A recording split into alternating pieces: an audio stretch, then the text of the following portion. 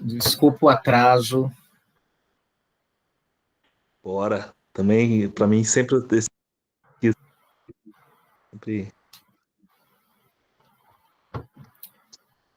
Conseguem me ouvir?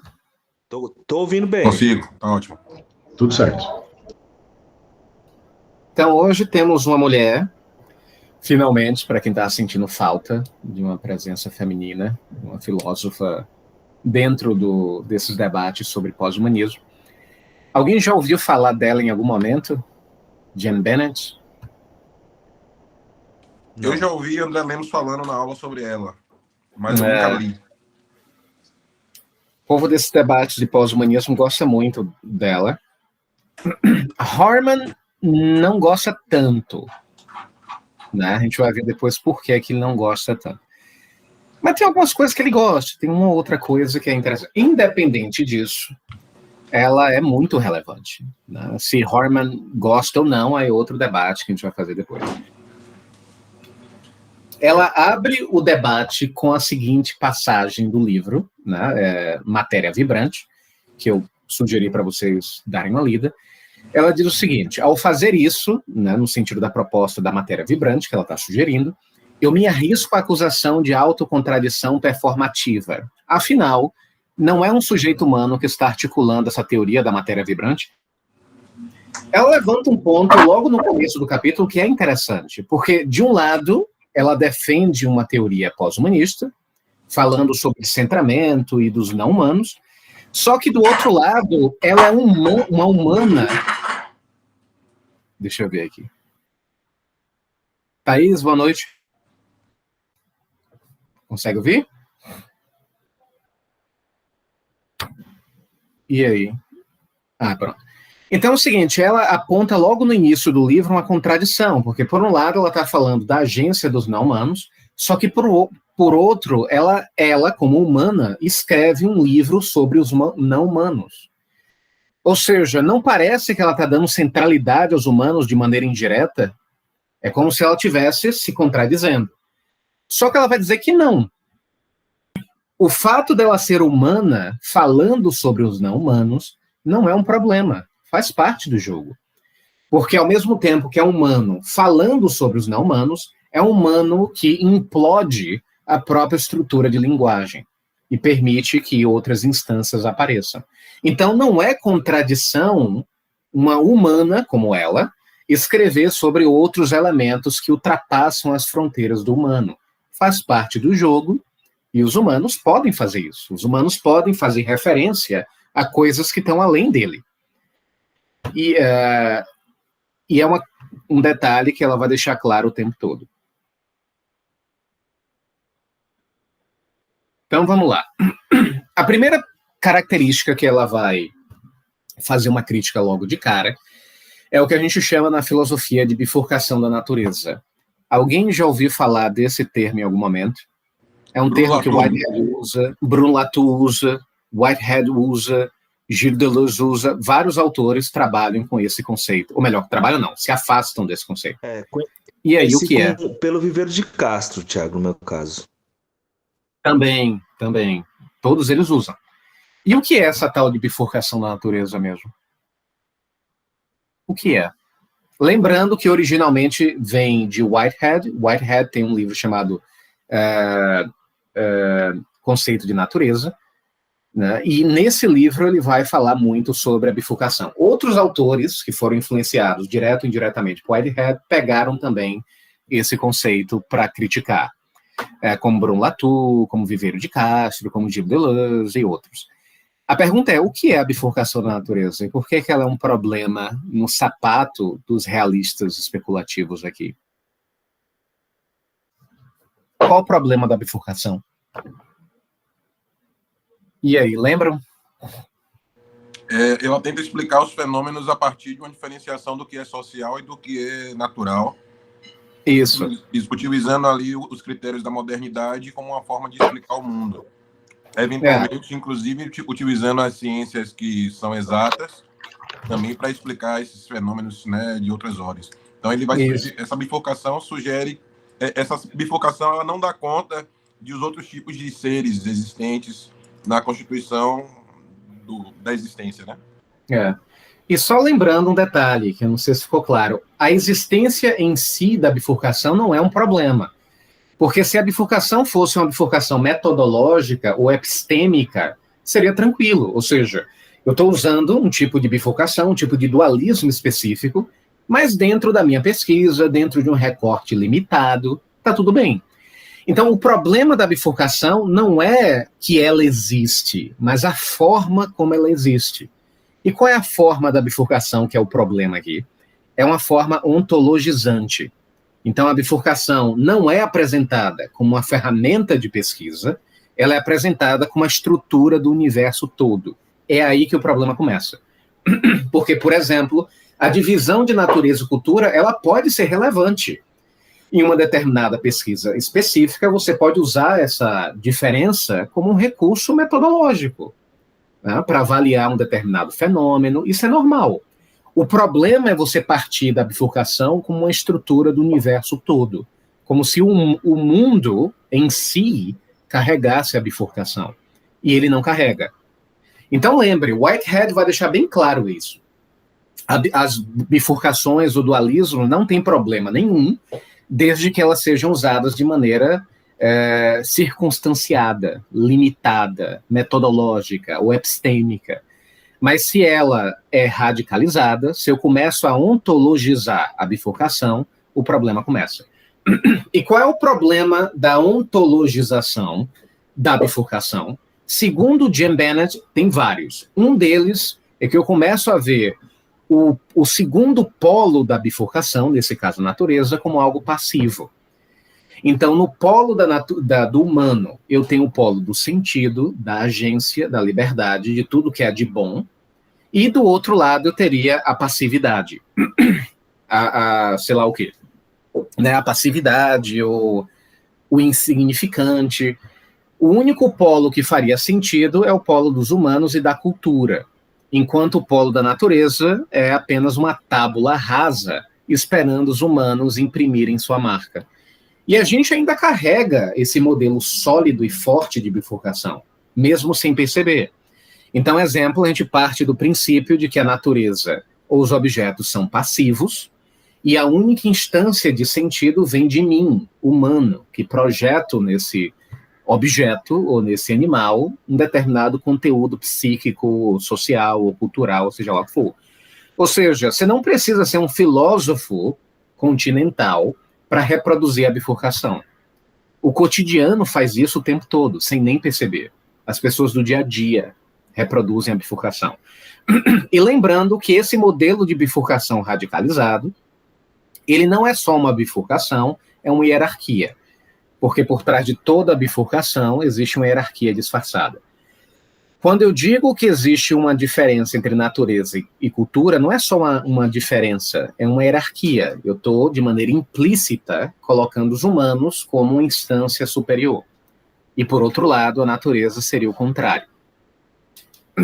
Essa ideia de ver a natureza e os objetos como passivos, apenas esperando a intervenção humana, tem um nome na história da filosofia. Aristóteles chamava isso de lemorfismo, que é a teoria que pressupõe uma matéria sem forma, que é contornada ou maleada, né, ou controlada por humanos.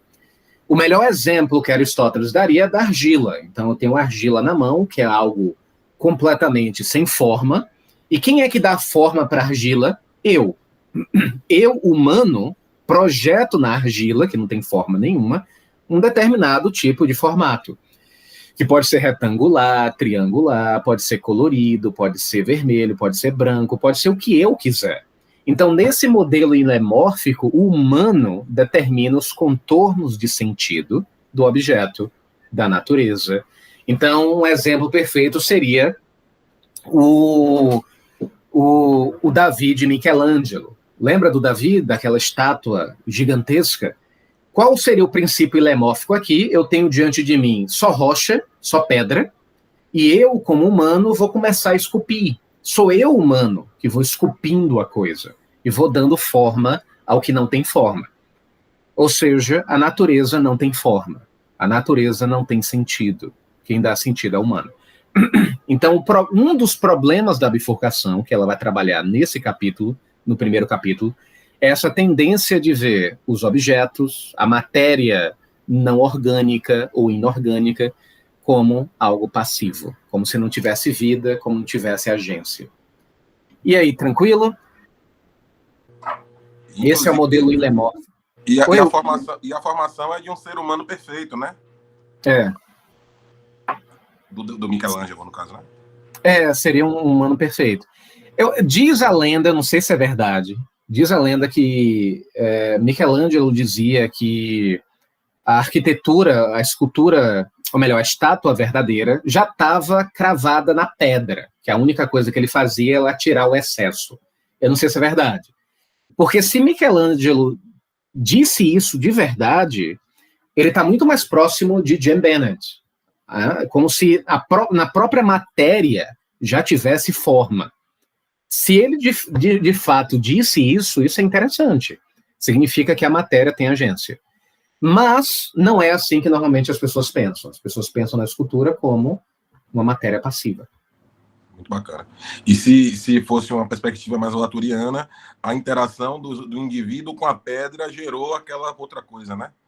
Isso. Latour ia focar muito na resistência da pedra, porque a pedra não está simplesmente parada, ela cria resistência no contraste, no formato, às vezes você vai para um outro caminho, porque a pedra não deixa, então tem esse jogo entre pedra e escultor. Latour é mais poético nesse caso, né? Quase uma dança entre a pedra e a escultura, ou entre o escritor e um romance, né? Iria por esse caminho. Vitor ia falar uma coisa?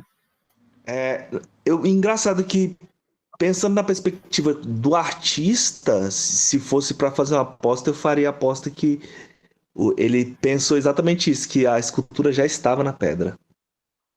Isso, tem essa linha. Se a gente vai por essa linha, isso é bem realista, no sentido de que eu estou partindo do princípio de que na própria matéria eu já tenho um princípio vital, uma forma, um modelo, um formato. Isso é interessante. E isso, nesse sentido, está próximo de Jim Bennett, de Graham Harman e de outros autores. Agora, claro, não é assim que muitas vezes a gente enxerga. Eu vou dar um exemplo que parece idiota, mas não é. O notebook, eu estou falando com vocês do notebook agora, né? Então, o que é o notebook para mim? Eu parto do princípio, em geral, que o notebook é um objeto passivo que está apenas esperando que eu projete minha aula. Então, eu desenhei a aula antes desse encontro, e agora o que eu estou fazendo é apenas descarregar o conteúdo mental preparado nesses dias no notebook. Ou seja, o notebook é passivo. O notebook é uma matéria passiva, apenas aguardando minha projeção de sentido. A gente pensa assim, é normal pensar. Um outro exemplo, o clássico exemplo da faca, ou não, da arma. Qual é o argumento que pessoas normalmente usam para defender o armamento? Eu não sei se vocês já viram. Qual é a defesa clássica? Quando alguém defende o uso da arma. Se você pergunta para um trampista... Armas não matam. Isso, as pessoas pronto. matam. Perfeito. Esse é um argumento bifurcado, que parte do princípio de que a arma ela é passiva, quem determina sou eu. Então a arma não mata, quem mata sou eu. Então a gente não vai tirar as armas, a gente vai educar melhor as pessoas para usar a arma. Porque se ela for bem educada, ela vai usar o objeto da maneira que deveria ser usada. Então, nesse caso, a arma não está exercendo nenhuma pressão no usuário. A arma é um objeto neutro. Depende de você. Se você tiver boa intenção, má intenção, for bonito ou feio, aí sim. Esse é o modelo bifurcado de explicação. Porque parte do princípio de que o objeto, a arma, não faz diferença nenhuma no mundo. Quem faz diferença é o usuário. Eu poderia usar o mesmo argumento com a bomba atômica. Vamos extinguir a bomba atômica? Não. Depende de quem usa. Então, o problema não está na bomba atômica. O problema está no usuário da bomba atômica. A bomba atômica é neutra. A bomba atômica não exerce politicamente, ou socialmente, ou culturalmente, nenhuma pressão. Esse é um modelo bifurcado de explicação que Jim Bennett tenta se afastar. Não é assim que objetos são. Objetos não são passivos. Objetos também redefinem relações, estabelecem padrões de comportamento, ou pelo menos estabelecem um campo de possibilidades. É claro que eu posso escolher nesse campo de possibilidades, mas o campo de possibilidades ele não é necessariamente definido por mim. Outros elementos, humanos e não humanos, estão definindo esse campo de possibilidades onde eu vivo. Então, exemplo, o fato de eu nascer no Brasil, no ano que eu nasci, nas condições específicas, traz para mim um campo de possibilidades que seria diferente para um outro indivíduo que nasceu em uma outra época, em uma outra localidade. Então, essas circunstâncias não humanas, certo? Então, além do meu controle e para além da agência de humanos específicos, redefinem o campo de opções. A arma seria assim, inclusive para o Latour. A arma também é um agente. Então, é diferente ter uma arma na mão e uma faca na mão. Então, o nível de, como é que eu posso dizer, de pressão que uma arma faz é diferente do nível de que uma faca faz. A implicação ética é diferente. Porque com a faca, eu tenho um contato necessário entre eu e o indivíduo que eu perfuro. A implicação ética é imediata. Com a arma, não. Existe um distanciamento, por exemplo. Não existe uma implicação ética imediata, existe um distanciamento que pode, né, acelerar o meu processo de assassinato, ou seja lá o que for. Ou seja, é mais fácil matar alguém com arma do que com a faca. E é mais fácil matar alguém com a faca do que com socos. Essas instâncias, o soco, a faca e a arma, elas não são passivas, elas desempenham sobre mim pressão e criam possibilidades diferenciadas e implicações éticas também diferenciadas. Eu não sei se vocês já viram falar sobre aquele clássico exemplo, aquela clássica história do trem no trilho, que você tem, que é um exercício filosófico mental, que você tem duas opções, você pode matar um ou matar 5. E aí você tem vários modelos e variações dessa mesma história.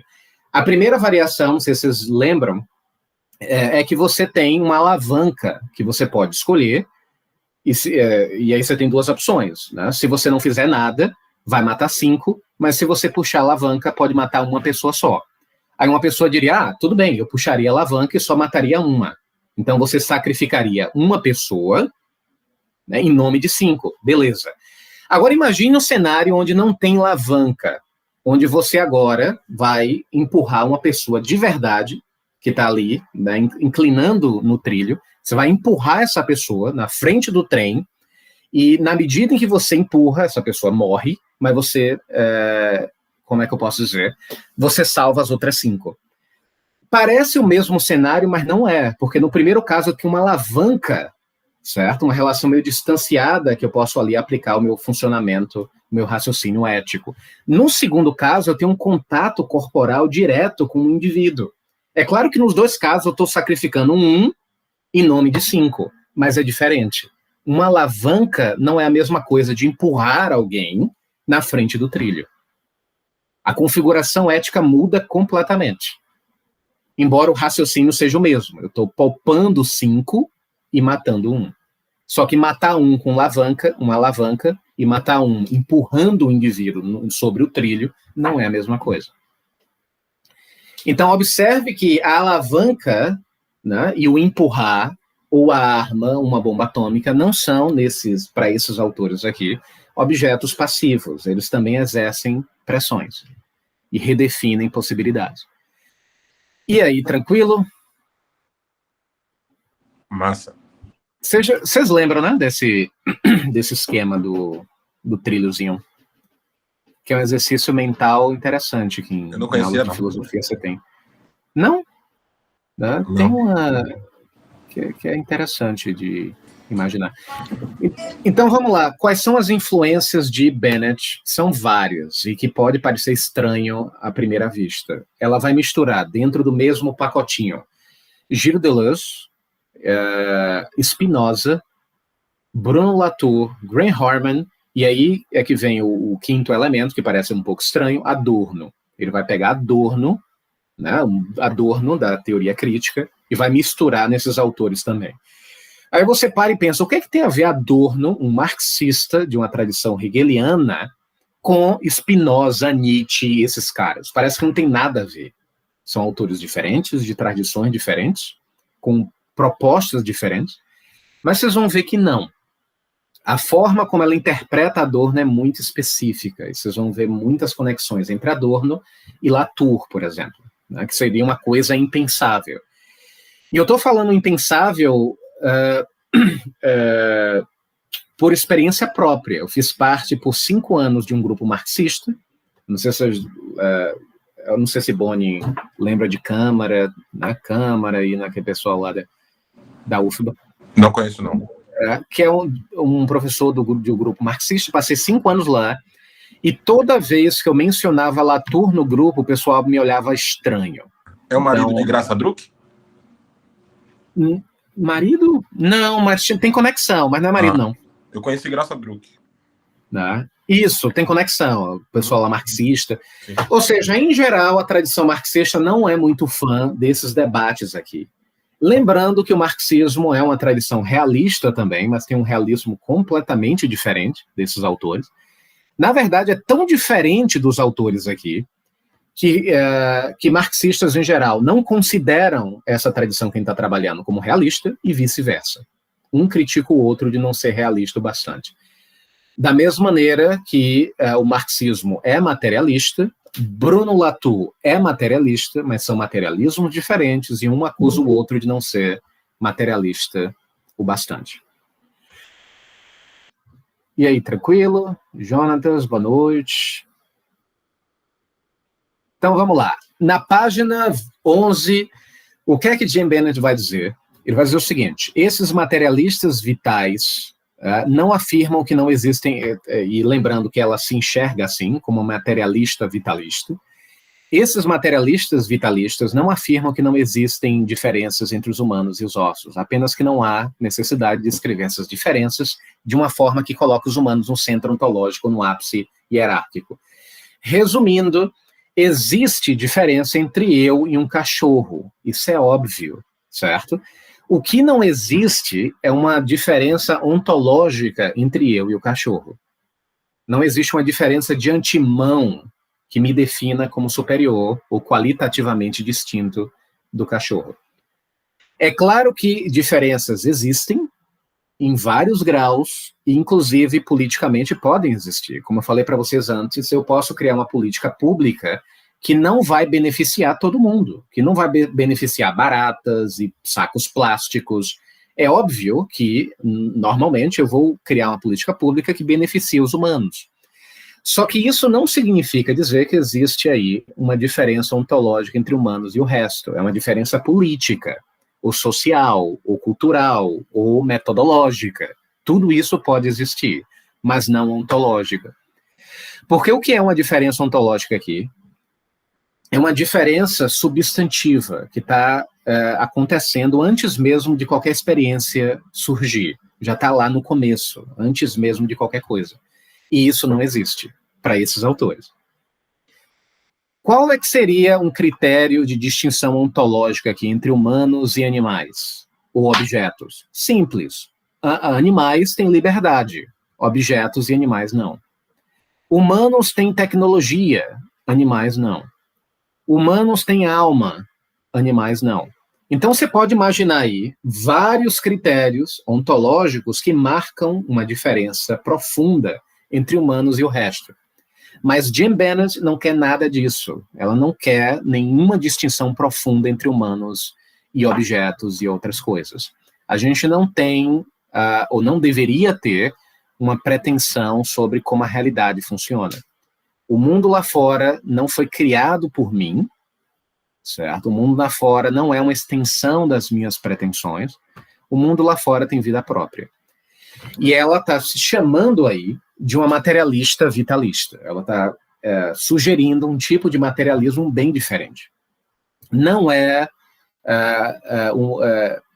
o materialismo histórico, né, do marxismo, embora ela trabalhe com materialismo histórico de alguma maneira, ela trabalha com Adorno aqui, só que ela vai reinterpretar esse materialismo histórico em termos vitalistas. E qual é a matriz de diferença aqui? No materialismo histórico, os humanos são protagonistas da história inteira. É claro que em Marx, os humanos não criam a história como eles querem. É claro que existe um certo grau de resistência do mundo em relação aos humanos, mas os humanos continuam sendo protagonistas. O que é que Jim Bennett vai fazer? Ele vai pegar esse grau razoável de resistência dos não-humanos no marxismo e colocar isso até as últimas consequências. Ou seja, os não-humanos, os objetos, as coisas, as circunstâncias, não apenas exercem uma razoável resistência, eles exercem muito mais do que isso. Eles redefinem muito mais coisa.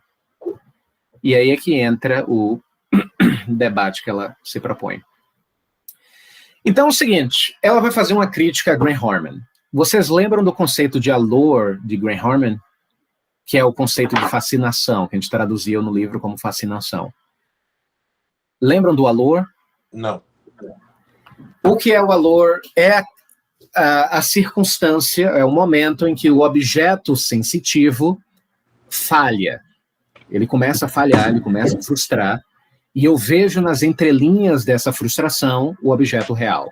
Exemplo, minha esposa não é minha esposa real, de acordo com Harman. Minha esposa é a minha esposa no meu campo de experiência, é o que ela aparenta para mim, é como ela se apresenta para mim. Mas imagine que em determinado momento minha esposa falha ou faz algo que me frustra. De acordo com Harman, isso é o allure, é o momento em que a minha experiência da minha esposa transborda e eu começo a ver algo que está além da minha expectativa. Isso é interessante, vai dizer Bennett. É interessante que o objeto frustre.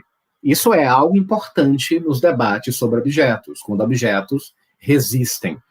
Mas isso não é o suficiente para ela. Porque os objetos não apenas resistem, não apenas fazem esse movimento meio negativo de resistir, né, e de amparar. É mais do que isso. Os objetos, eles definem um campo de possibilidades. Ou seja, os objetos não apenas me frustram, mas eles também têm, como é que eu posso dizer, possibilidades.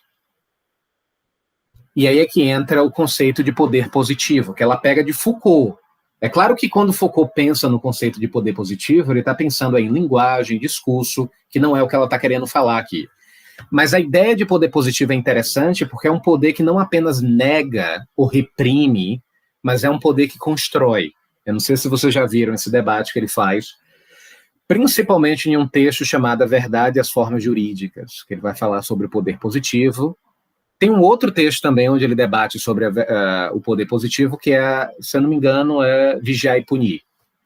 E aí Foucault ele traz o debate entre poder negativo e positivo. O negativo é o que reprime, é o que diz não para você, e o poder positivo é o que constrói a subjetividade, as possibilidades.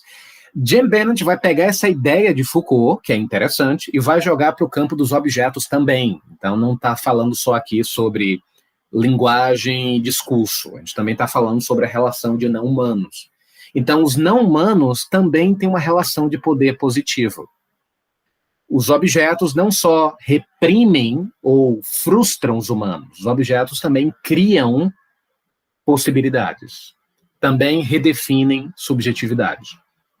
Como eu falei com vocês antes, o que é viver num mundo com inteligência artificial, com celular, com internet, com luz elétrica?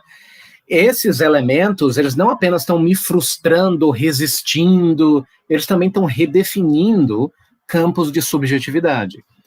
A subjetividade de alguém que vive no mundo com luz elétrica não é a mesma subjetividade de alguém que vive no meio do mato. Não é a mesma coisa. As possibilidades para aquele corpo não são as mesmas. Então, a luz elétrica não só me reprime, ou me limita, ou me desafia, como imagina Harman. Ela também me forma, me define. Por que Harman não gostaria dessa explicação? Porque eu estou definindo o objeto através de relações. Eu estou dizendo que o objeto, ele é relacional e ele redefine subjetividades e relações. Harman não gostaria dessa explicação de Bennett, porque seria muito relacional. Então, o que é que seria o máximo de explicação de Harman aqui? Os objetos escapam e frustram, só isso. Ele não adicionaria a pitada do poder positivo, porque o poder positivo tem uma carga muito relacional e ele não compra esse discurso relacional. E aí, tranquilo? Dúvidas, perguntas, críticas? Excelente. Ficou claro essa ideia do Allure? Sim. Então, onde ela está querendo chegar? Da mesma forma que Timothy Morton, eu não sei se vocês viram, né, o vídeo, ou lembram do que a gente discutiu lá, ela está fazendo a mesma coisa que Timothy Morton. Ela tenta instalar uma política dos não-humanos. A proposta política de Jim Bennett é escancarada aqui. Lembrem que em Harman o debate político é quase inexistente. Eu diria até impossível de acontecer. Porque na metafísica de Harman, como é uma metafísica que escapa à relacionalidade, e a política é, por excelência, relacional, a teoria de Harman não é política na sua estrutura. Ela não pode ser. Porque o objeto de Harman é definido por aquilo que escapa às relações e às implicações práticas. Então não pode ser política de maneira nenhuma, né? Se for política, ela vai cair no undermining, no overmining, né, naquelas classificações que ele detesta. Já Jim Bennett é ao contrário, Timothy Morton também é ao contrário. A metafísica dos objetos tem que ter uma implicação política clara, tem que ter. Tem que falar sobre crises ambientais, tem que falar sobre a extrema-direita, tem que falar. Se a sua metafísica não lida com esses fenômenos, é algo grave, é algo problemático. Então, o que é que ela está querendo construir? Uma política dos não-humanos.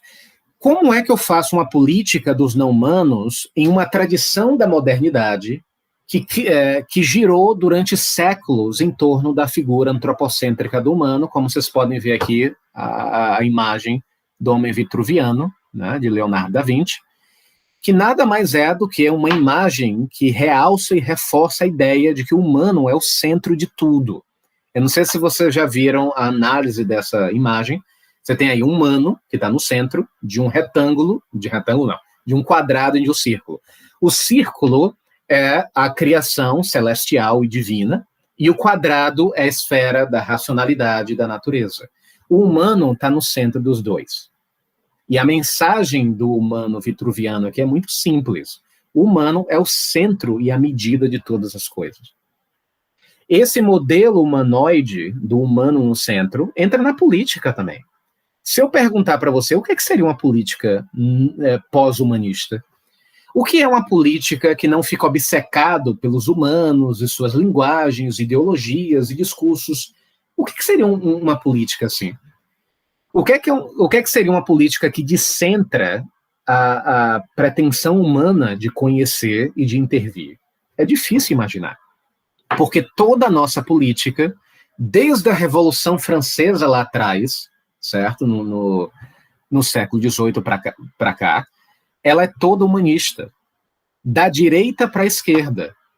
E qual é a premissa humanista aqui? De que o humano é capaz de conhecer o mundo, essa é a primeira premissa epistêmica, os humanos conhecem a realidade, e segundo, que é uma premissa ética, de que os humanos, depois que eles conhecerem, eles podem intervir.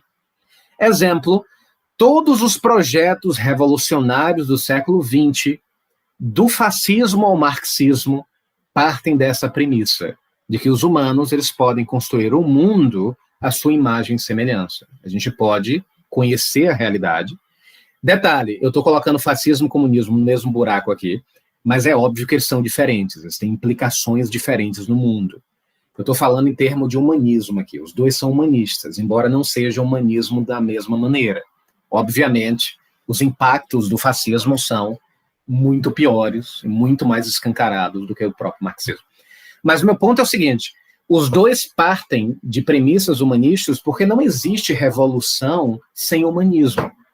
para que exista uma revolução, você precisa partir de 2 princípios. Primeiro, de que os humanos podem conhecer as causas dos problemas, e segundo, que os humanos podem intervir e modificar esses problemas. Eu quero que vocês imaginem um tipo de atitude política contemporânea que não parta disso.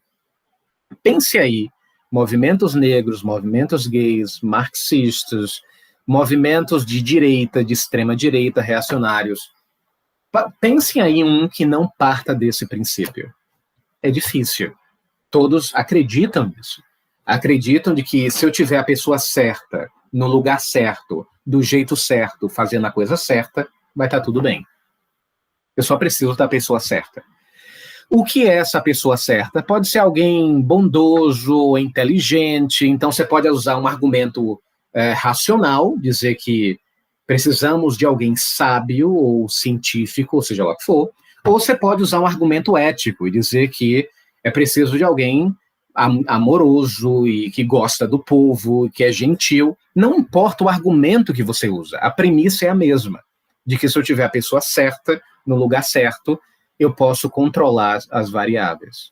Ou melhor, eu posso conhecer as variáveis para depois controlar. Esse é um tipo de premissa que estava lá desde o Iluminismo, desde o século XVIII. O humano, ele é o centro da ciência, do universo, da religião e da política. Então, quando ela se propõe no livro a fazer uma política dos não-humanos, isso é muito estranho. O que seria incluir nos nossos debates políticos a agência de objetos? É difícil imaginar. Porque na nossa cabeça, os humanos debatem, certo? Os humanos estão debatendo.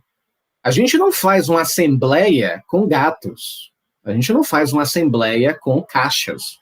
A gente faz uma assembleia com homens e mulheres e por aí vai. Então, o que seria uma política dos não-humanos? Que, inclusive, é uma proposta do próprio Bruno Latour. Ela não está reinventando nada aqui. Ela está pegando uma ideia que já estava em Bruno Latour, quando Latour fala da ecologia das coisas. É o mesmo princípio aqui. O que seria uma política dos objetos? Oi, Thaís. Oi. Então, foi legal você falar de várias vertentes aí dos movimentos humanistas do século XX, né, e colocar fascismo, colocar né, as revoluções que rolaram pelo mundo, comunistas e tal. Por quê? Porque no meio da comunicação, no campo acadêmico da comunicação, toda vida que a gente quer falar do meio de comunicação, óbvio, né? Como objeto, isso é visto como algo conservador. Da agência ao meio, aterroriza as pessoas que são mais alinhadas à esquerda no meio acadêmico da comunicação. É uma luta, assim, porque fica o debate muito inviabilizado. A gente quase não consegue falar sobre isso. Por quê? Porque eles têm essa ideia de que falar dos objetos maquímicos, de inteligência artificial, né, obviamente tem os apocalípticos e os integrados, assim, na comunicação a gente tem muito integrados, né, como tem os apocalípticos, mas, assim, os integrados, eles também não fazem a crítica, né, eles trazem isso de uma forma muito acrítica, muito do mercado mesmo, é uma galera, inclusive, que não faz nenhuma reflexão mais filosófica sobre, né, sobre o meio, né? Do outro lado, os apocalípticos, né? Eles simplesmente acham que isso é conservador, isso é perigoso, né? Isso é de direita. Então, fica muito complicado, né? Porque existe realmente a questão de uma política dos não-humanos, ela pode ser também de direita ou de esquerda. Isso. Faz sentido. E pegando esse rumo que Thaís estabeleceu aqui, vamos tentar imaginar o que seria a interpretação de alguém de uma tradição humanista observando esses debates nossos aqui. Pense bem. Imagine que eu seja de uma tradição humanista defenda isso, traga isso como premissa em tudo que eu faço, como é que eu enxergaria essa autonomia dos objetos? Como o Thaís falou, como algo conservador. Mas por quê? Simples. Porque eu não posso descentrar o humano. Descentrar o humano significa perder a agência. Perder a agência significa perder identidade. Perder identidade significa que eu estou me objetificando. Então, do ponto de vista humanista, eu não quero ser objetificado. Eu quero continuar sendo o sujeito da relação. Eu preciso ser o sujeito, eu preciso ser a matriz de sentido. Porque senão, eu vou ser dominado, eu vou ser oprimido, eu vou ser alienado. E eu não quero isso. A única forma de não ser alienado é o quê? É assumir as rédeas. Eu preciso estar no controle dos meios de comunicação, da vida cotidiana. Eu preciso dar sentido para essas instâncias. Eu preciso determinar as regras do jogo. Porque se eu não determinar, eu estou alienado. Do ponto de vista de alguém humanista, eu quero dizer, do ponto de vista de uma interpretação humanista, eu preciso estar no controle. Politicamente, eticamente, senão é conservadorismo. Senão eu estou perdido. O mundo tem que estar no meu campo de visão, seja para conhecer, seja para intervir. Eu preciso. Senão já era. Desse ponto de vista, faz sentido. Assim, não está errado. Embora não seja uma premissa que eu parto. Mas, assim, não é idiota imaginar que eu preciso estar... eu preciso acreditar que eu estou no centro da coisa para que eu me sinta politicamente engajado. Não está necessariamente errado isso. Assim, faz sentido dentro dessa premissa humanista. Só que, ao mesmo tempo, é possível ir por outros caminhos, né? A partir de outras referências. É possível pensar no mundo não como um espaço disponível para meu engajamento, mas um espaço de relacionalidade. Porque, do ponto de vista pós-humanista, essa forma de centralizar o humano, ela que é conservadora. Aí é que está a parte engraçada. Colocar o humano no centro, do centro que controla as circunstâncias, dá sentido, no fundo, é o conservadorismo. Mas é engraçado ver que um lado acusa o outro de ser conservador, e um lado acusa o outro de não ser progressista o bastante, muitas vezes. Mas é engraçado, o pós-humanismo enxerga a centralização do humano como um produto europeu, de uma certa tradição cristã, que sempre ficou obcecado pelo humano. Então isso seria visto como colonizador, opressivo, a centralidade do humano. Mas se você vai para a tradição humanista, é o contrário. A centralidade do humano é a garantia que eu tenho de que eu posso existir, eu posso produzir sentido, de que eu posso me afirmar. Isso é ser progressista, é ter o humano no centro, nesse modelo. Então é engraçado, esses debates são bem interessantes nas humanas. E aí você pergunta assim, mas quem é que tem razão? Não sei, eu gosto dessa tradição, porque eu acho que ela traz debates interessantes e criativos, mas não sei se o outro lado está necessariamente errado, faz sentido também. Só que eu não compro muito a premissa que esses autores trabalham. Eu vou mais por esse caminho aqui, né, que é estruturado dentro desses autores que a gente está trabalhando. E aí, tranquilo?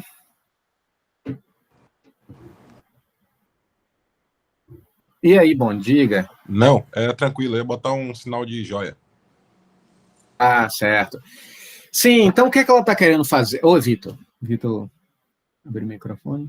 E aí, Thiago, o que eu acho que, assim, a principal crítica que eu veria naturalmente pensando nessa tradição humanista, seja ela de direita ou de esquerda, em relação ao pós-humanismo, seria o que viria depois, que decorrência que viria dessa escolha ontológica. Do humanismo, nesse caso, né? Do pós-humanismo, entendeu? Ah, tá bom, tirei o humano do centro, mas e aí? Quais são as decorrências políticas disso? Éticas, entendeu, por exemplo? Isso, Tá? Seria a crítica principal aí, que a pessoa buscaria. Esses autores, eu não sei se vocês perceberam, se concentram muito em temas ambientais, porque são temas recentes, complexos, né? Temas ambientais envolvem vários níveis de debate econômico, social, psicológico, tudo ao mesmo tempo, tudo misturado, tecnológico. E aí eles defendem o pós-humanismo como uma forma adequada de lidar com esses problemas complexos, recentes, complexos e descentrados. Então, pós-humanismo entra como uma forma perfeita, por exemplo, de lidar com temas ambientais. Vocês viram isso com Timothy Morton, vocês estão vendo isso agora com Jim Bennett e com outros autores também. O pós-humanismo é a ferramenta, segundo eles, a ferramenta perfeita para tempos de complexidade. Oi, Thaís. Oi, só acrescentando, e falar do tema ambiental, né, acolher essa esfera mais ampla do ambiente, ela é muito importante porque, e eu não acho nada conservadora, né, porque, inclusive, a gente tem dentro do humanismo a desumanização de humanos. Então, assim, você ampliar a esfera, né, do que se considera o centro, pode puxar para esse outro lado. Assim como a extrema-direita puxa muito e desumaniza até humanos, objetifica até humanos, puxar para o outro lado pode levar o debate a uma expansão do que é ser, né, agente, sujeito numa sociedade mais complexa. Então, eu acho que pode, nesse sentido, ajudar e contrabalancear essas forças de desumanização. Né? E você levantou um ponto interessante, Thaís, porque nessa tradição pós-humanista, eles enxergam essa centralização do humano como um problema, como Thaís mencionou. E por quê? Porque esse humano central na tradição humanista não é humano em geral. Normalmente é humano, branco, europeu, hétero e por aí vai. Então, esse humanismo sempre foi um humanismo quebrado, limitado, né, atrofiado. Exemplo, eu via o humano europeu branco no centro e eu definia o africano como um animal, como algo próximo à natureza. Ele não é humano, ele é alguma outra coisa, ele é a natureza, ele é um objeto, seja lá o que for. Indígenas eram vistos assim, como algo que não é humano. Eles estão mais próximos da natureza. Então, essa bifurcação da natureza, com o humano no centro, sempre foi, do ponto de vista pós-humanista, como um problema. Porque esse humano, ele não era humano em geral, era sempre humano marcado, limitado, historicamente limitado dentro das fronteiras da Europa. E tudo aquilo que não era esse humano era considerado natureza, era considerado passivo, e se é passivo eu posso controlar. Exemplo, se o africano é passivo, se ele está mais próximo da natureza do que da cultura, eu posso dar sentido para esse africano, eu posso controlar esse africano, eu posso dominar, porque ele não seria humano, ele seria natureza, e natureza não tem sentido, natureza não tem forma, quem dá forma sou eu, nesse caso. Bem lembrado. E aí Thaís falou, e desvelar o ambiente é desvelar que a origem espacial dos humanos também influencia a definição de quem é ou não humano. Isso, a definição do humano. Vitor também, claro, levantou um ponto interessante. Existem implicações positivas e negativas no pós-humanismo. E a gente vai ver, até com Viveiro de Castro, vai ficar mais claro que existem limitações, porque o pós-humanismo ele não é uma teoria geral, ele foi criado também em um determinado arranjo histórico específico. Então, a gente vai ver que quando esse pós-humanismo é aplicado para outras circunstâncias, em outros lugares, pode não funcionar. E a gente vai ver como isso não funciona, quais são as implicações quando esse pós-humanismo chega a determinados territórios. A gente vai chegar também nesse ponto. Então, é o seguinte, o privilégio ontológico humano não é uma vantagem ética. O que é que significa isso? O humano não é superior a coisa nenhuma, pelo menos ontologicamente falando. Como eu falei para vocês, se vocês quiserem fazer uma distinção política, pode. Quer fazer uma distinção social? Pode. Quer fazer uma distinção estética? Pode. A distinção que a gente está questionando aqui é ontológica, ou seja, de antemão. Eu não posso estabelecer de antemão algum privilégio, alguma fronteira entre humanos e o resto. Mas outras fronteiras podem existir ao longo do processo. Exemplo, eu não posso definir de antemão qual é o conteúdo de um determinado filme que eu nem assisti. Antes de assistir o filme, eu não sei o enredo do filme, como as coisas vão seguir, quais são os elementos daquele filme. Eu não sei. Agora, claro, depois que eu assisti o filme, fui para casa, e aí vou escrever um artigo sobre o filme, eu posso pensar sobre aquele filme de maneira retroativa e dar um destaque a certos elementos que foram importantes para mim. Mas durante a minha experiência de filme, ou antes da minha experiência, eu não posso estabelecer nenhum parâmetro. Eu tenho que ir lá ver, eu tenho que ir lá experimentar o filme, viver o filme, sentir o filme. Aí depois eu posso dar um destaque, sei lá, sobre a fotografia do filme. Eu posso fazer um ensaio, né, na faculdade, né? Uma semana depois de assistir o filme, eu posso estabelecer ali um esquema bonitinho e fazer um ensaio legal. Mas isso só depois, nunca antes. E aí ela continua, por que defender a vitalidade da matéria, que é o que ela está querendo falar? Ela defende o fato de que a matéria ela tem vida, né? Humanos e não humanos. Por que ela está se concentrando nessa vitalidade dos não humanos? Porque, em geral, a vitalidade não era um recurso dos não humanos, era apenas dos humanos. Os humanos eram os únicos que tinham uma força vital. Essa força vital dos humanos era definida pela alma, pela racionalidade, pela mente, ou seja lá o que for. Já os não humanos não tinham esse princípio vital, eles não tinham agência nenhuma. E aí ela vai dizer, por que faz sentido defender a vitalidade da matéria? E ela responde, porque tenho a impressão de que a imagem da matéria morta ou completamente instrumentalizada alimenta a arrogância humana e nossas fantasias destrutivas de conquista e consumo. Resumindo, a defesa do pós-humanismo, segundo ela, é uma arma importante contra o capitalismo, contra a expansão capitalista e de pretensões reacionárias. É para isso que o pós-humanismo existe, para que a gente reduza a arrogância dos humanos diante da sua relação com a natureza, com os recursos e consigo mesmo. Faz sentido essa explicação? Não sei, a gente vai descobrir ao longo dos encontros, mas é a explicação que ela dá. O pós-humanismo dela é uma arma política de esquerda. Certo? Tranquilo? Vamos lá. Ela usa a palavra objeto? Não. Lembram que eu falei lá atrás de Harman, que ele insistia no conceito de objeto, que Bryant também insistia no conceito de objeto, apesar dos problemas do conceito. Jean Bennett é diferente, ela vai dizer, eu não vou usar de maneira nenhuma a palavra objeto, porque é uma palavra já carregada, problemática, e só enche o saco. O que é que eu preciso aqui? De um novo conceito que carregue a ideia de agência, porque o objeto não carrega isso. A palavra objeto carrega passividade. Aí você pergunta assim, Tiago, dê um exemplo simples. Vire para alguém e chame a pessoa de um objeto. Ela vai gostar? Não. Porque se eu chamo você de objeto, o que é que eu estou pressupondo?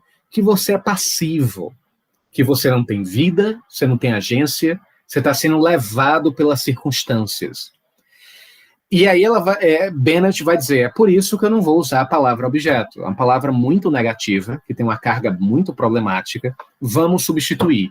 Qual palavra a gente vai substituir? Actante, que não é uma palavra dela, é uma palavra que ela pegou emprestado de Bruno Latour. Então, vamos evitar palavras como objetos, vamos chamar todo mundo, inclusive os humanos, de actantes. Todos são actantes. Porque todas as instâncias do mundo afetam e são afetadas. Transformam e são transformadas. Não só os humanos, tudo. A televisão transforma e é transformada. A rádio transforma e é transformada. A arquitetura de Salvador, da minha cidade, transforma e é transformada. Uma pedra transforma e é transformada. Então, vamos evitar objetos, vamos falar agora de actante. Tudo é actante. Inclusive, isso é uma ótima estratégia de evitar a bifurcação da natureza, porque a bifurcação ela parte não só de uma distinção de humanos e natureza, mas também entre sujeito e objeto. Para evitar esse dualismo, vamos tirar sujeito e objeto como categorias de linguagem. Vamos falar agora de actante. Só existe uma instância para tudo, e não duas. O mundo não é dividido em duas porções. Apenas um espaço composto por actantes, afetando e sendo afetados. Parece poético, mas é o caminho que ela segue. Inclusive um caminho bem spinozano. Ela vai pegar de Spinoza essa ideia de que todas as instâncias da realidade afetam e são afetados. Lembrando que Spinoza não é um dualista. No mundo de Spinoza só existe um tipo de substância, não duas, como no caso de Descartes, por exemplo. Só existe uma em Spinoza, que é a natureza. Só existe isso. Os humanos fazem parte da natureza. A cadeira faz parte da natureza. Tudo faz parte de uma única substância. Ou seja, eu não tenho duas instâncias, mente, corpo, natureza, cultura. Não, só tenho um tipo de substância compondo toda a realidade, que é a natureza. Então, esse monismo, né, esse monismo de Spinoza é uma estratégia que Jane Bennett vai incorporar para si. Ela não quer estruturas dualistas, ela quer uma estrutura de linguagem monista. E a palavra actante carrega esse monismo. Só existe um mundo para todo mundo. Não existe ninguém em algum mundo especial. Os humanos não estão, como é que eu posso dizer, em um outro planeta ontológico. O humano está no mesmo barco que todos os outros animais. A gente acha que não está. A gente acha que está num barco melhor, num barco mais legal, mas no fundo é o mesmo barco, na mesma água, e todo mundo deságua no mesmo tipo de cachoeira ontológica, digamos assim. E aí, tranquilo?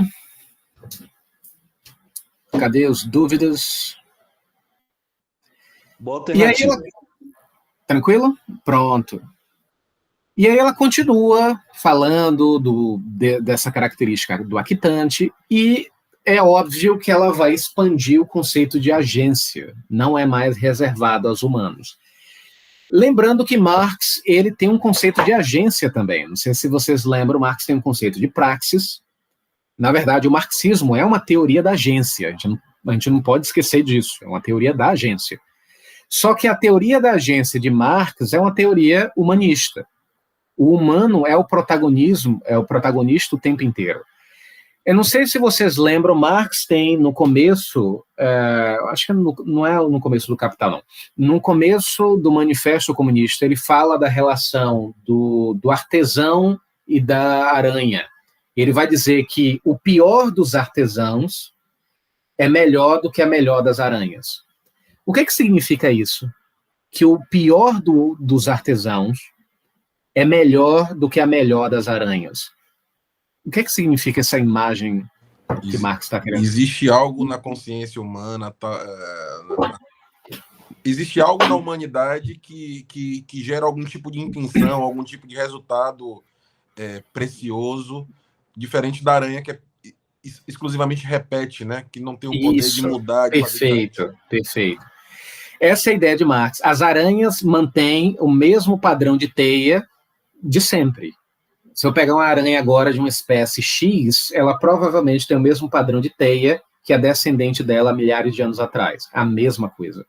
Mas o artesão não. O artesão pode mudar padrões de comportamento. Isso, para Marx, é agência. Agência é a capacidade de mudar padrões de comportamento. É uma definição bem humanista de agência. O que é que Bennett e Latour vão fazer? Eles vão ampliar o conceito de agência, ou seja, agência não é mais instâncias que têm consciência e mudam padrões de comportamento, não é mais não. A agência agora vira tudo aquilo que afeta e é afetado. Ou seja, esses autores, eles expandem o conceito de agência, incluindo agora tudo, os humanos e os objetos e por aí vai. Porque para Marx nunca veria um objeto como tendo agência. Aí você diz assim, Marx ele não sabia que objetos resistem? É claro que ele sabia. Para Marx, objetos eles podem resistir, eles podem frustrar, eles podem redefinir, mas isso não é agência para Marx. Para que exista agência, a instância que é agente tem que ter consciência e mudar seus padrões de comportamento. E objetos não podem fazer isso, animais não podem fazer isso, eles não podem mudar seus padrões de comportamento, a não ser através de algum tipo de evento externo ou pressão externa. Os humanos não. Os humanos podem, por conta própria, mudar suas formas de organização política. É por isso que, segundo Marx, você nunca vai ver uma colmeia mudando sua forma de organização social. A colmeia sempre vai agir daquela maneira. Já no nosso caso, não. A gente pode ter uma democracia hoje, uma ditadura amanhã, um totalitarismo amanhã, um outro modelo de sociedade no outro dia. Isso é normal, porque a gente tem a capacidade de fazer diferente do que a gente faz. E Marx, ele destaca isso o tempo todo, de que o conceito de agência, ele tem que ser um conceito humanista, porque os humanos fazem coisas que os animais não fazem. Os humanos podem fazer diferente. Os humanos podem deliberar. Os humanos podem seguir para um outro caminho. Só que aí Latour, Jim Bennett vão fazer o quê? Vão pegar esse conceito de agência e vão dar uma ampliada. Não só dar uma ampliada, eles vão esticar o conceito de agência de Marx e colocar até as últimas consequências. Então, a agência vira apenas aquilo que afeta e é afetado. Se afeta, é agência. Se a televisão me afeta, ela é agente. Se a bicicleta me afeta, não importa como ela me afeta, de maneira negativa ou positiva, isso já seria agência para Latour, mas não seria para Marx. Eu nunca poderia dizer que a bicicleta é agente porque ela me afeta, porque afetar não é um critério para Marx, não é um critério suficiente para definir agência para Marx. Para que eu defina agência para Marx, eu tenho que ter outros elementos, como consciência e liberdade. São os dois conceitos principais na teoria de Marx. Se eu não tiver consciência, se eu não tiver liberdade, eu não posso ter uma teoria da agência, ou uma teoria da praxis. Então, observe que é interessante esse conflito de definições, onde o conceito de agência ele é redefinido dependendo de para onde você vai. Né, da tradição pós-humanista, humanista, elas têm visões diferentes. E aí, tranquilo? Thaís falou que a gente é muito modinha. Não entendi. Não, foi quando você falou que a gente muda de um dia para o outro, que os animais sim, não mudam. Né? Nesse Isso. sentido, a gente também é muito volúvel, né? Vamos combinar. Não. Isso o tempo todo. E também eu acho que tem um reflexo também que da aura industrial, de onde o pensador tá, né? Por exemplo, Marx mesmo, né? Beleza, tá lá naquele país, naquele momento, bota ele numa floresta e bota ele perto das muriçocas lá, ele ia entender quem afeta ou não afeta. Vai pra Amazônia. Não, é verdade. Aí ele ia entender o sabor da afetação. É verdade, depende muito de onde for, ele é um autor europeu, num contexto específico, ali Alemanha, então é outro mundo, outra cabeça. Então é o seguinte, Jane Bennett, ela se diz materialista, certo? Só que ela está se afastando aqui de dois outros tipos de materialismo, que ela não é fã. A primeira versão de materialismo que ela se afasta é aquela que a gente já tem na vida cotidiana. Se você perguntar para alguém assim, o que é materialismo? Ela vai dizer o quê? Se eu pergunto para Dona Maria, da padaria, assim, Dona Maria, o que é materialismo? Ela vai dizer o quê?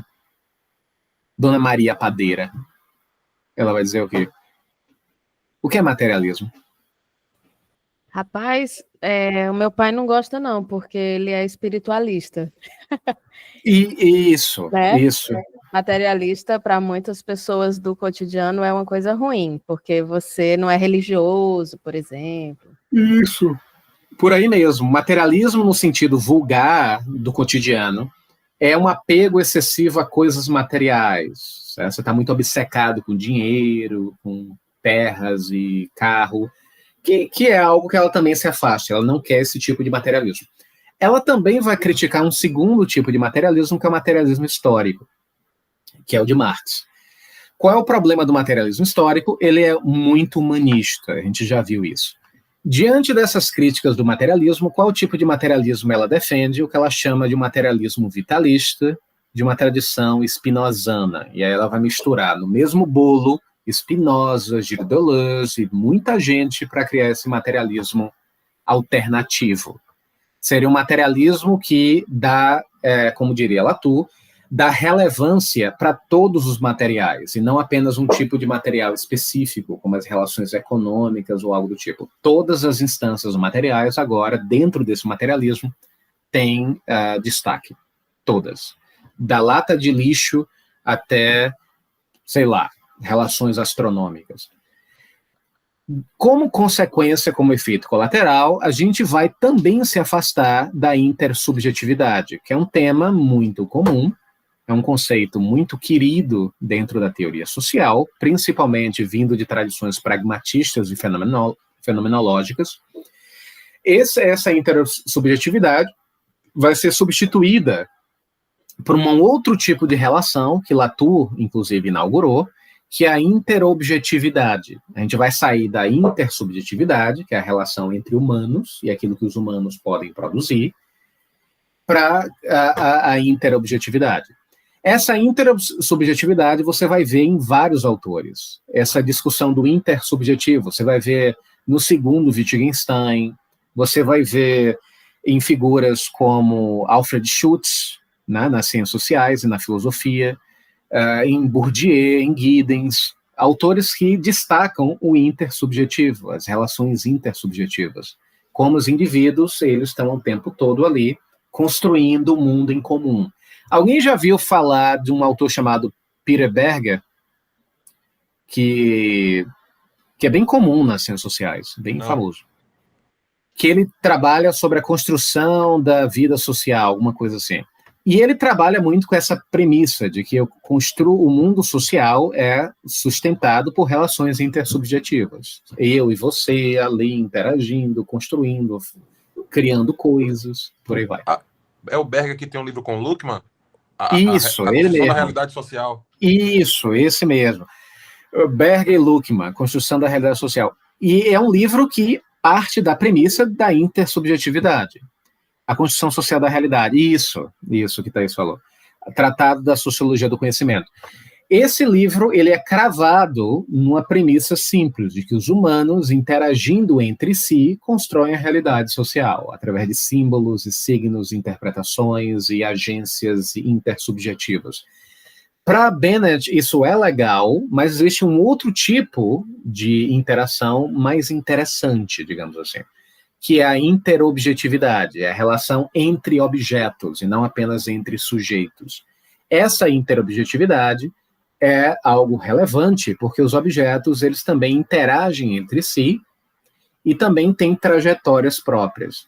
Esse debate vai ser feito de maneira mais específica por Bruno Latour. Quando a gente chegar em Latour, vai ficar bem claro o que é a interobjetividade e o impacto que isso tem.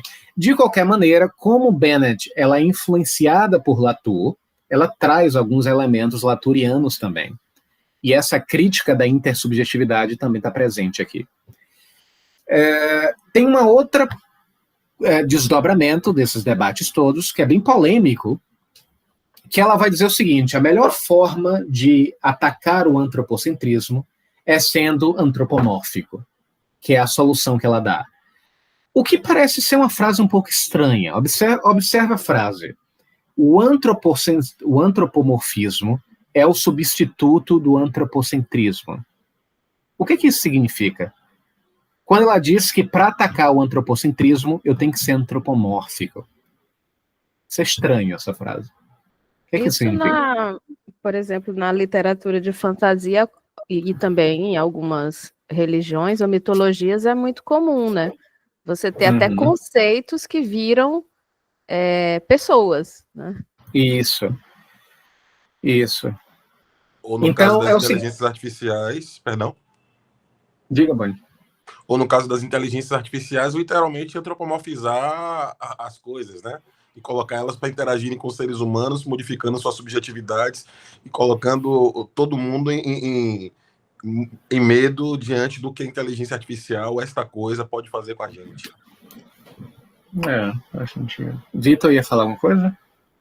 Aquela parte lá do Viveiro de Castro lá também que ele fala sobre o povo que a onça que era um humano e que exatamente isso que fazia com que a onça devorasse o humano.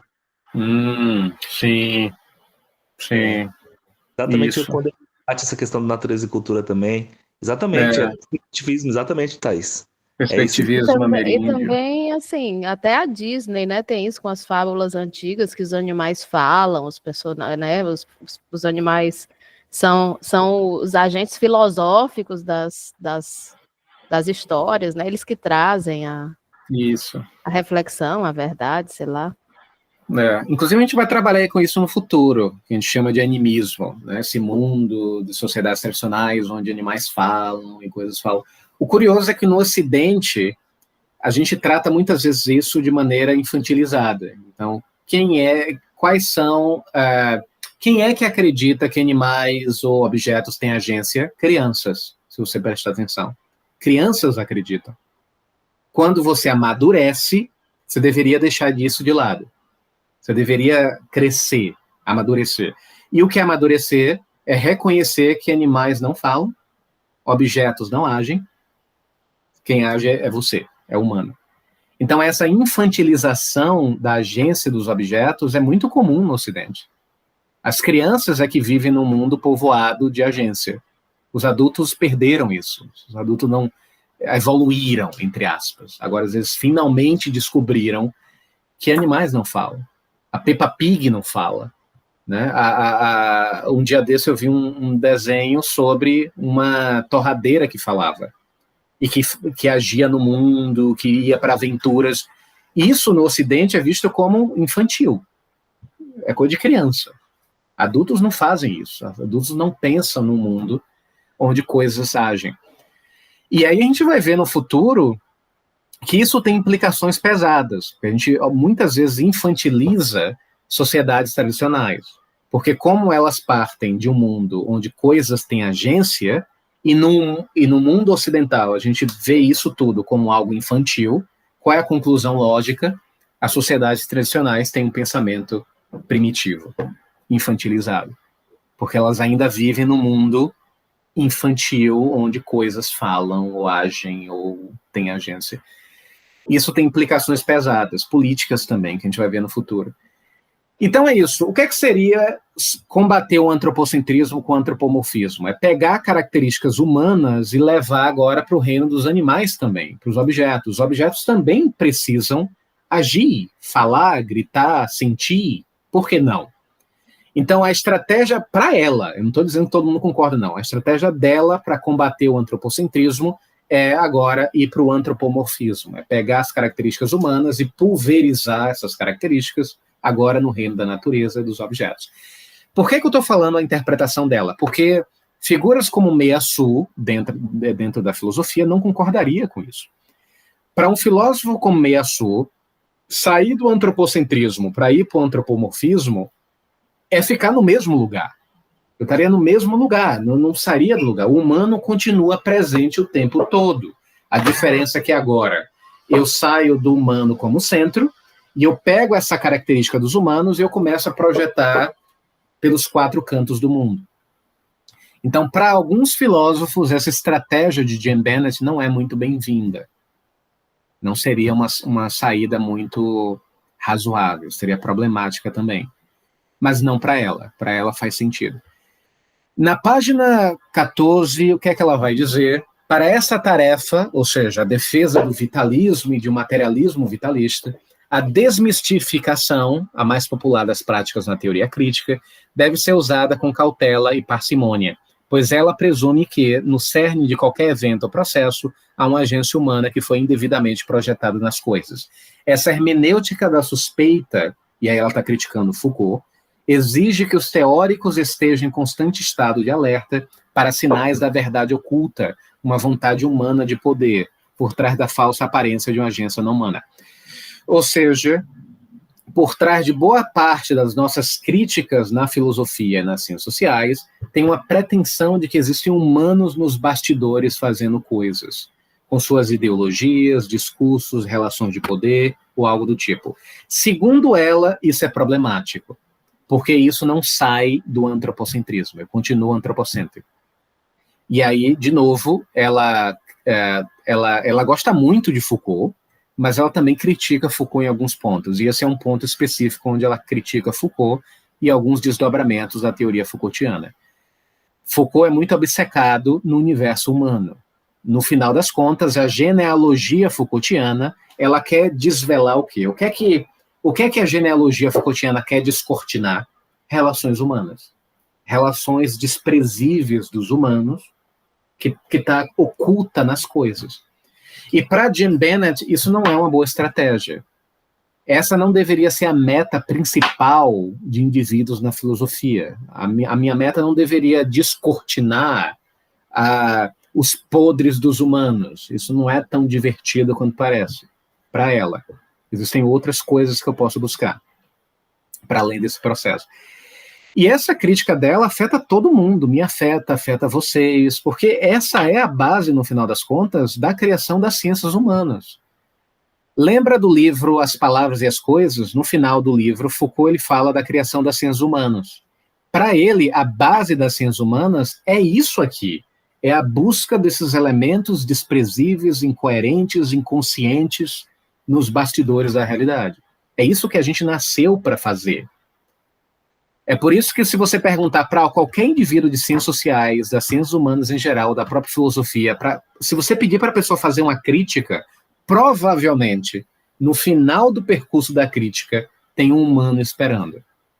Um humano que fez algo desprezível, um humano ideológico, um humano interesseiro, um humano, alguma coisa ali, humanoide tem, no final das contas. Oi, Thaís. É uma paranoia muito grande, né?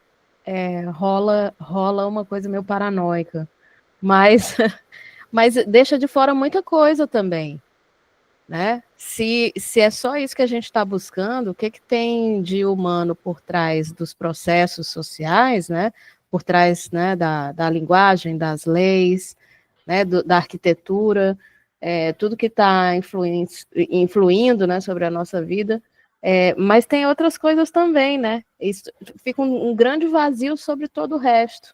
E que a gente podia ser menos paranoico e olhar para o outro resto, que, embora apresentem outros problemas, obviamente, mas também podemos, de repente, encontrar outras soluções, né?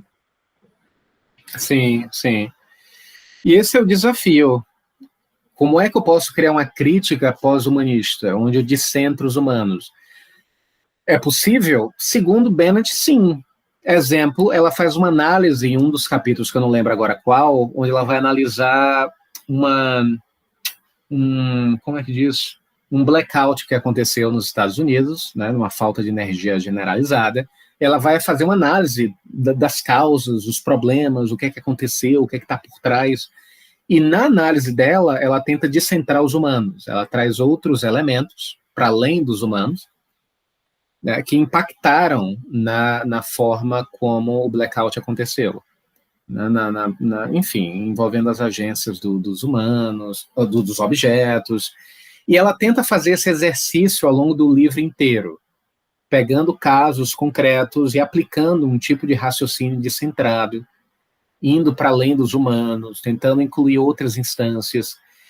É claro que alguns autores vão fazer uma crítica a ela sobre isso, em relação a isso. Então, tem alguns autores, que eu agora não lembro o nome, que vão fazer a seguinte crítica a ela, de que muitas vezes descentrar os humanos pode ser perigoso, porque muitas vezes você tem um humano ali que é responsável pelo problema, mas você não enxerga, você descentra o debate e não responsabiliza quem deveria ser responsabilizado. Mas é claro que ela não segue por aí. Ela acha que uma coisa não nega a outra. Eu posso, ao mesmo tempo, descentrar o humano e responsabilizar certos humanos que apareçam em determinado momento. O que eu não posso fazer é definir de antemão que um elemento humano está sempre presente, e é a coisa mais importante. Um exemplo disso são teorias pedagógicas. Dentro do campo pedagógico, em geral, vocês provavelmente já sabem, os humanos são protagonistas, o professor, o aluno. O que seria uma pedagogia pós-humanista? Teve até um artigo que eu escrevi sobre isso, depois eu posso até compartilhar com vocês, sobre o que seria uma pedagogia pós-humanista, onde o humano não é o centro do processo pedagógico, o que parece meio estranho, porque todas as teorias pedagógicas que vocês possam imaginar, de John Dewey, de Bruno Latour, de John Dewey, de Marx, ou do próprio Paulo Freire, são teorias pedagógicas humanistas. Todas elas giram em torno da agência do estudante, do professor, da capacidade de conhecer e de transformar. Uma pedagogia pós-humanista iria para um outro caminho, bem diferente disso, um pouco estranho, que eu até tentei escrever. Mas é o exercício que ela faz também. Vamos descentrar a análise e vamos ver até onde essas análises podem nos levar. Sim, eu falei do caso do blackout, e aí ela vai falar de uma história curta que eu divulguei para vocês no grupo, eu não sei se vocês chegaram a ler, que é uma história chamada, na verdade, muitos conhecem como Odradek. Odradek é uma história de Kafka sobre um objeto meio esquisito, que não sabe se é objeto ou se é alguma coisa viva, porque a própria descrição de Kafka não é clara. Você nunca sabe exatamente do que ele está falando, porque em algum momento parece que é algo sólido, mas em outro tem penas. Aí na próxima descrição já é algo estático, só que na outra já fala. E aí você começa a ter vários elementos nesse plano descritivo, onde a fronteira entre objeto, animal e humano não é muito clara. Eu não sei o que esse objeto é, eu nem consigo representar. Lembra muito a história de Horman, que Horman gosta muito, que é o chamado de Cthulhu, lembra? Cthulhu, que é um monstro terrível, que ele é tão complexo que eu não consigo descrever. É mais ou menos a mesma coisa aqui. Eu não sei o que é o Odradek, eu não sei. É um objeto físico? É um animal? É um humano? Ele parece que tem todas as características simultaneamente. Por que ela trouxe essa imagem de Kafka? Porque é um exemplo perfeito de uma realidade que desafia fronteiras fixas. Eu não tenho mais uma diferença clara aqui entre natureza e cultura. Não no Odradek. Eu não sei se é natureza ou cultura. Pode ser os dois. Qual é o nome que Latour dá para esse fenômeno? Ele vai chamar de fenômeno cabeludo. Ele vai dizer que são objetos cabeludos ou elementos cabeludos. São cabeludos porque são complexos. E eles bagunçam fronteiras convenientes. Eu não sei onde é que começa a natureza e onde termina a cultura. Eu não sei. Não tenho a mínima ideia. As coisas se confundem. Qual seria um elemento da vida cotidiana para Bruno Latour que lembra o Odradek? Eventos ambientais. Se eu perguntar para você, vou dar um exemplo simples. O coronavírus. O que foi o coronavírus? Foi um evento social, tecnológico, orgânico, biológico, físico, químico, ou, na verdade, tudo ao mesmo tempo? Tudo ao mesmo tempo, como Thaís falou. O coronavírus ele não se segura nas fronteiras da bifurcação da natureza. É por isso que Timothy Morton tem um nome para o coronavírus, que ele vai chamar do hiperobjeto. Porque ele desafia parâmetros também, ele desafia fronteiras, ele vai além dessas fronteiras fixas. E aí, tranquilo? Quem que falou isso do hiperobjeto? Timothy Morton. Obrigada. Timothy Morton, que a gente trabalhou na semana passada. Beleza. E ele tem inclusive o livro do hiperobjeto, que é um conceito que lembra bastante Horman, que lembra bastante Latour, tem algumas diferenças, mas, enfim, em geral, o hiperobjeto, ele transborda. Ele é um evento de grande porte, gigantesco, e que invade várias fronteiras. Então, o coronavírus, ele invade o campo econômico, o campo social, o campo cultural, o campo tecnológico, o campo psicológico, tudo. Ele invade, ele bagunça as fronteiras. E aí é que entra a defesa dos pós-humanistas, né, a respeito do pós-humanismo. O pós-humanismo ele seria, supostamente, uma abordagem ideal para momentos de supercomplexidade, como os que a gente vive hoje. Momentos onde fenômenos não são facilmente captáveis dentro de categorias. Eu não posso simplesmente olhar para o aquecimento global e dizer isso é um fenômeno da natureza. Eu não sei. É também um fenômeno cultural. Envolve decisões políticas e econômicas, tem várias instâncias misturadas por trás do aquecimento global. E aí é o seguinte, ela vai dizer que críticas, muitas vezes, não apenas ficam obcecadas em revelar os humanos nos bastidores, mas muitas vezes as críticas não propõem nada, são vazias, elas só existem para apontar podres na realidade, e isso não é o suficiente. Na página 15, ela vai dizer: além disso, a ação política ética por parte dos seres humanos parece exigir não apenas uma crítica vigilante às instituições existentes, mas também alternativas positivas, até mesmo utópicas. Ou seja, o objetivo do filósofo não é apenas criticar as instituições, dizendo que elas não prestam, de que existem problemas, contradições, falhas. Isso todo mundo sabe. É preciso dar um passo a mais. Qual é o passo a mais? Propor alternativas. Não basta apenas dizer que, sei lá, não faz sentido apenas dizer que a política contemporânea ela é podre, ela é desprezível, não faz sentido, é hipócrita. Beleza, isso é interessante também. Mas o que é que você propõe? Qual seria a alternativa ao modelo dado? Se o que está funcionando agora, ou se o que está operando agora não funciona, para onde eu devo ir? A crítica vazia é um problema. É isso que ela está criticando aqui. É uma crítica que não coloca nada no lugar. Ela apenas destrói. Ela apenas revela o que está podre no mundo. Embora isso seja divertido, isso não é muito eficaz. Porque é óbvio que instituições têm coisas podres. Todas as instituições. Família, Estado, mídia, ciência, todas elas têm alguma podridão. Mas o que é que você vai colocar no lugar? Exemplo é o que acontece no campo científico. Muitos indivíduos têm como compromisso de vida criticar as falhas da ciência, mostrando que a ciência tem ideologia, de que a ciência é só uma perspectiva europeia. Beleza, eu sei que a ciência tem falhas, e é podre, e tem problema, mas o que é que você vai colocar no lugar? Porque eu tenho que colocar alguma coisa no lugar, eu não posso simplesmente deixar a ciência solta ou destruída, porque os reacionários, eles estão se aproveitando disso, né, desse momento onde as instituições estão em ruínas. Então eu não posso simplesmente colocar mais dinamite nas instituições, eu tenho que colocar alguma coisa no lugar. Mas o que é que eu vou colocar no lugar? Aí é que está o desafio. E é esse o convite de Jim Bennett. Vamos parar de simples críticas pós-estruturantes e agressivas que descortinam os podres da realidade. É necessário algo além. O que é que eu posso fazer a partir de agora? E aí, o que é que eu faço?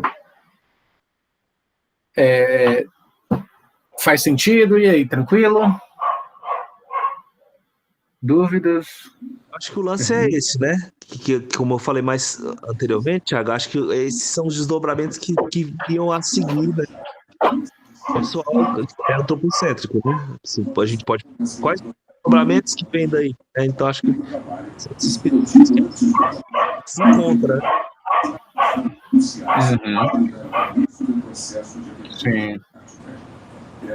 E Boni? Eu acho que eu li na entrevista dela e achei curioso o fato dela sugerir que não se aponte para os responsáveis, né, dos eventos, mas que se consiga enxergar a teia de agenciamentos que fazem parte daquilo, eventualmente colaborando para que se faça algum tipo de ação estratégica e cirúrgica, aí já sou eu que estou pensando, Isso. estratégica e cirúrgica, que cause um efeito na rede inteira, né? O Goffman não vai discutir uma coisa que não tem exatamente a ver com isso, mas ele vai falar para a gente que, no sentido, quando a gente consegue entender todo o funcionamento de um processo, você consegue identificar a pecinha que você pode modificar para gerar um resultado em tudo aquilo. Então, ela convida a gente a ser mais inteligente no sentido de olhar globalmente os fenômenos, ao invés de criar inimigos. Até porque o inimigo acaba sendo, o inimigo de qualquer coisa, né? Acaba sendo, no final das contas, apenas uma peça de toda uma teia, né? E esse gesto que a gente poderia chamar aqui de moralização da política, ele simplifica o campo de debate, concentrando as energias, em geral, em um indivíduo específico, num desvio de caráter. Isso não ajuda em nada. Eu vou dar um exemplo. Você pode olhar para Salvador hoje e dizer que Salvador é uma cidade violenta. Como é que eu posso analisar isso? Você pode simplesmente olhar e dizer que o problema está no governador ou no prefeito. São indivíduos que não conseguem resolver o problema porque eles têm algum interesse desprezível nos bastidores. Beleza. Qual seria uma outra explicação? O Brasil é um país estruturalmente falando violento, desde a colonização até agora. É uma violência dispersa, assim, virou parte da vida cotidiana. A gente está falando aqui de um problema muito mais complexo do que um problema de gestão de um indivíduo específico. A gente está falando de vários elementos, de vários níveis, de vários graus, não só humanos, mas não humanos também interferindo nisso que a gente chama de violência.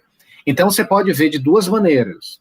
Essa violência como um problema de um desvio de caráter, isso é simples de resolver, é só mudar para um político do bem, aí você resolve. Ou você pode ver como um problema mais generalizado, estruturado, com várias camadas de possibilidade. É o que acontece, por exemplo, com o aquecimento global. Eu posso dizer que o problema do aquecimento global são figuras egoístas que não querem preservar o planeta. É simples de resolver. Basta tirar esses indivíduos egoístas e colocar pessoas do bem. Qual que seria uma outra explicação de que a nossa civilização como um todo, ela está cravada na destruição do planeta? Tudo aquilo que a gente mais ama na civilização veio de um tipo de violência implícita na relação com a natureza. A gente nasceu como sociedade através da destruição do planeta. Então não é que o planeta está sendo destruído simplesmente porque as pessoas são malignas. É nosso próprio senso de realidade é definido, foi fundado em cima dessa destruição. O shopping para onde eu vou, os caminhos que eu circulo, meu próprio senso de espacialidade vem de uma violência embutida. Então não é simplesmente pessoas malvadas fazendo coisas malvadas. São vários níveis aí operando, que envolve até a minha responsabilidade no processo. Porque esse prédio onde eu estou agora, que é a minha casa, antes provavelmente era uma floresta. Antes tinha aqui, provavelmente, uma rede enorme de animais vivendo aqui, nesse local, mas não estão mais. Onde é que eles estão? Provavelmente morreram. Não estão mais aqui. Eu penso sobre isso? Não, porque eu não estou nem aí. Eu digo assim, em geral, eu não penso sobre isso. Eu estou no meu prédio, vivendo minha vida, e nos bastidores dessa vida que eu não reflito, eu não penso, tem um rastro enorme de destruição, onde meus pés agora estão fincados, eles estão fincados aqui. Aí é que está, esse nível de complexidade no pensamento, ele é mais disperso, descentrado, porque não se concentra em um indivíduo específico, em um deslize de caráter específico, em uma decisão específica, em um discurso específico. É mais complexo do que isso. É o meu próprio senso de realidade. A estrutura de realidade é violenta e se comporta assim. E eu vivo em cima desse tecido violento, sem perceber. Minha vida cotidiana ela é estruturada em cima disso também. Eu gostando ou não, eu sendo bom ou não, eu sendo gentil ou não. Enfim, o que ela está convidando, da mesma maneira que Latour faz, é um pensamento complexo. Problemas são complexos, descentrados, plurais em vários níveis. A gente não pode simplificar, ainda que a gente tente. E aí ela convida Adorno para debater também, o que parece uma decisão um pouco estranha, porque Adorno é um marxista, vem de uma outra tradição. Então, por que Adorno está fazendo aqui? Adorno ele tem uma teoria, né, a sua dialética negativa, e na sua dialética negativa o princípio é simples, é apostar naquilo que escapa, naquilo que foge de sistemas, estruturas e formas de compreensão. Um exemplo que Adorno dá desse princípio da dialética negativa é a obra de arte verdadeira, ele quer dizer. A obra de arte verdadeira, ela não é um produto, um objeto de consumo para ninguém. A obra de arte, ela tem agência própria, ela resiste, ela cria possibilidades, ela desafia o leitor. Um exemplo que Adorno dá é o próprio Kafka. Você vai para Kafka com expectativa de interpretar o cara dentro de uma certa estrutura compreensiva, mas Kafka escapa, Kafka te desafia, Kafka dá risada da sua cara. Isso, para ele, é uma obra de arte verdadeira. O que seria a obra de arte falsa? Embora eu discorde, né, por razões pessoais, ele diria que um filme como o Quarteto Fantástico, Os Primeiros Passos, que lançou agora. Esse filme, para Adorno, seria uma obra de arte falsa. Por quê? Porque é um filme que é consumido por mim, é um filme que não tem vida própria, não me desafia. Eu tenho naquele filme aquilo que eu esperava ter. Eu não saio do filme nem com mais e nem com menos. Eu saio com aquilo na medida certa. Da mesma maneira, quando eu vou para um restaurante, eu peço um prato à la carte, eu não quero ser surpreendido pelo cozinheiro, pelo chefe. Eu quero o que eu pedi. Essa é a estrutura de consumo do capitalismo. Eu quero exatamente na medida da minha demanda. Isso não é arte para Adorno, isso é um produto. Então, uma obra de arte verdadeira tem autonomia. E é isso que Jim Bennett vai pegar, essa ideia de que coisas são legítimas na medida em que elas têm autonomia. Elas não estão lá simplesmente por mim. A obra de arte verdadeira existe independente de mim. Independente se eu gosto ou não, se eu acho atraente ou não, ela está lá, ela tem vida própria, ela desafia, ela tem uma trajetória específica. Diferente de uma obra de consumo, onde ela só existe para preencher minha demanda. Exemplo, quem aqui, em momentos de tristeza, já escutou a música? Provavelmente todo mundo.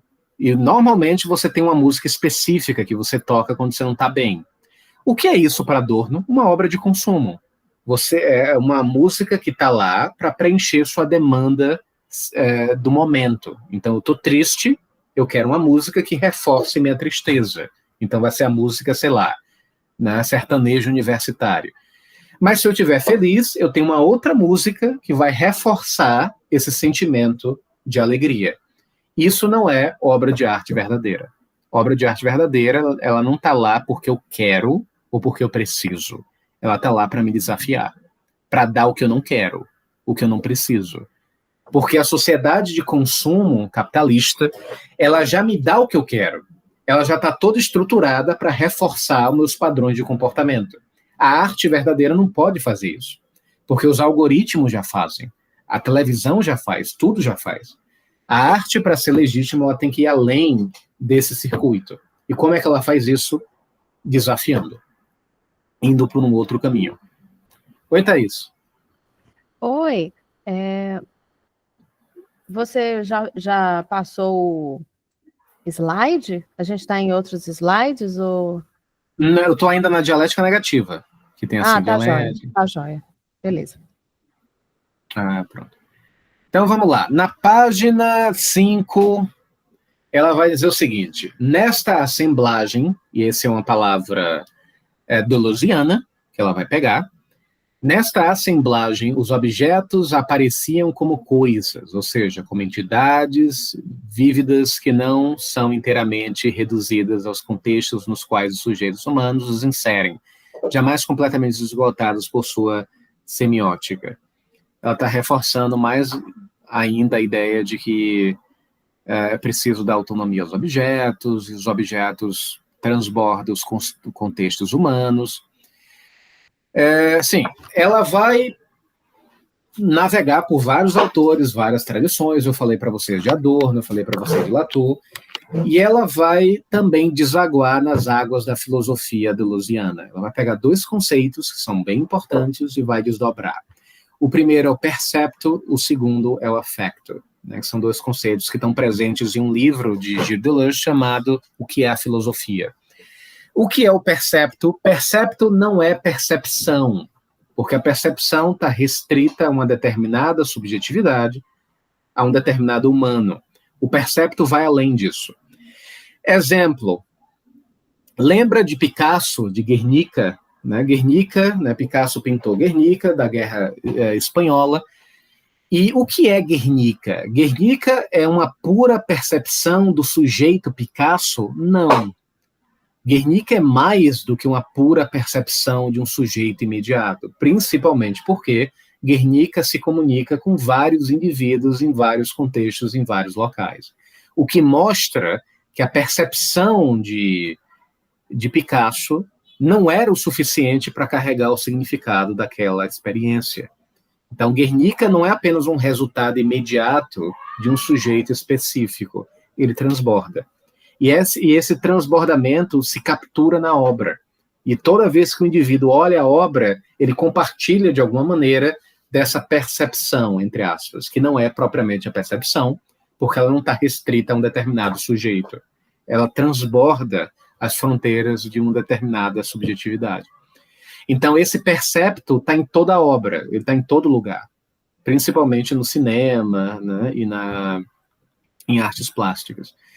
E o que é o afecto? O afecto é uma intensidade crua, não uma representação. É algo que afeta, mas afeta em um nível visceral. E ela gosta dessa imagem. Jim Bennett gosta dessa imagem deleuziana, de uma intensidade que me afeta em um nível que eu não consigo representar. Eu não consigo digerir. É algo chocante, é algo que minhas categorias de análise não conseguem significar. Então, esses dois conceitos de percepto e afecto representam, deixam bem claro que tem algo além acontecendo das fronteiras, das representações, das subjetividades, me levando para um mundo que me desafia. Nesse caso do percepto, por exemplo, é interessante, é como se ela dissesse que a obra de Guernica fosse maior do que o próprio artista. Basicamente é isso que ela está dizendo. A obra, ela tem algo mais do que o próprio artista. A obra não é uma extensão do artista, não é um prolongamento do artista. Ela é um transbordamento do artista. Então, nesse caso, a obra é maior do que o próprio autor.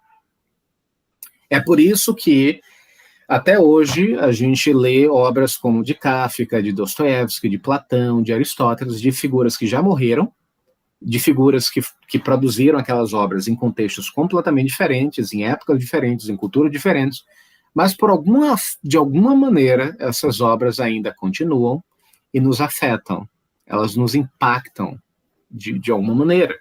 Então tem algo meio universal ali, tem algo que ultrapassa as fronteiras de um sujeito, de uma cultura, de uma história, de uma linguagem, tem alguma coisa meio visceral, muitas vezes, nessas obras.